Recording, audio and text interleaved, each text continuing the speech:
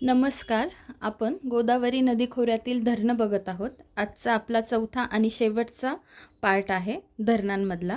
तर आजच्या नद्या आहेत पूर्णा, शिवना आणि कापरा.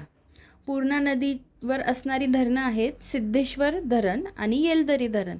सिद्धेश्वर धरण परभणी जिल्ह्यात आहे, येलदरी धरण हिंगोली जिल्ह्यात आहे. पुढची नदी आहे शिवना. शिवनावर असणारं धरण आहे शिवना धरण आणि अंबाडी धरण, जे छत्रपती संभाजीनगर जिल्ह्यात आहे. आणि पुढची नदी आहे कापरा नदी, ज्याच्यावर कापरा धरण आहे, जे परभणी जिल्ह्यात आहे. तर शिवना नदीवर जे धरणं आहेत त्याच्यासाठी मी ट्रिक बनवली नाही आहे. तर शिवना नदीवर शिवना धरण आणि अंबाडी धरण हे छत्रपती संभाजीनगर जिल्ह्यात आहे, हे आपल्याला लक्षात ठेवावं लागेल. ठीक आहे. नंतर पूर्णा नदीवर जे धरण आहेत त्याची ट्रिक मी पुढे सांगते तुम्हाला. त्याआधी कापरा नदीची ट्रिक बघू. कापरा नदीवर कापरा हे धरण आहे आणि ते कुठे आहे? परभणी जिल्ह्यात आहे. ते कसं लक्षात ठेवायचं?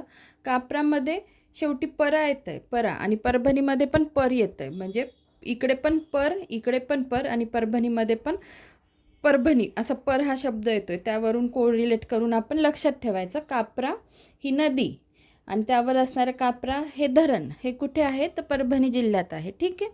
पुढे आता पूर्णा नदीची ट्रिक बघू. पूर्णा नदीची ट्रिक बनवायला थोडी अवघड जात होती, पण तरी मी प्रयत्न केला आहे. आपले मार्क्स सुटण्याशी मतलब आहे. लक्षात ठेवण्याचा थोडा प्रयत्न करा. कारण ट्रिक करताना मला कसं तो जिल्हा आणि ते धरण एकत्र घेऊन बसवावं लागत होतं. त्यामुळे मग आता मी ट्रिक बनवली आहे. तुम्ही लक्षात ठेवण्याचा प्रयत्न करा.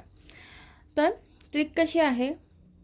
पूर्णा सिद्धेश्वराची पूजा करण्यासाठी पार दरीत गेली हिंग घेऊन. ठीक आहे. पूर्णा नावाची मुलगी असते, ती सिद्धेश्वराची पूजा करण्यासाठी म्हणजे पार कुठं गेली? ती पार दरीत गेली. काय घेऊन गेली? हिंग घेऊन गेली. ठीक आहे. आणि त्याच्या पुढे तुम्ही असंही जोडू शकता लक्षात ठेवण्यासाठी. त्यामुळे गोदावरीला काप्रं भरलं, जर कापरा नदीवरची तुम्हाला लक्षात ठेवायची असेल तर. पण ते नको, कॉम्प्लिकेटेड होईल. तुम्ही फक्त एवढंच लक्षात ठेवा.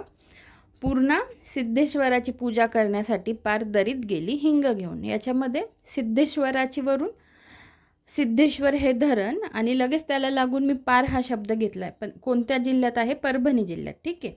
नंतर कुठे गेली? दरीत गेली आणि काय घेऊन गेली? हिंग घेऊन गेली. मग दरीतवरून येलदरी धरण आणि कोणत्या जिल्ह्यात आहे? तर हिंगोली जिल्ह्यात आहे. अशा पद्धतीने तुम्ही लक्षात ठेवू शकता. धन्यवाद.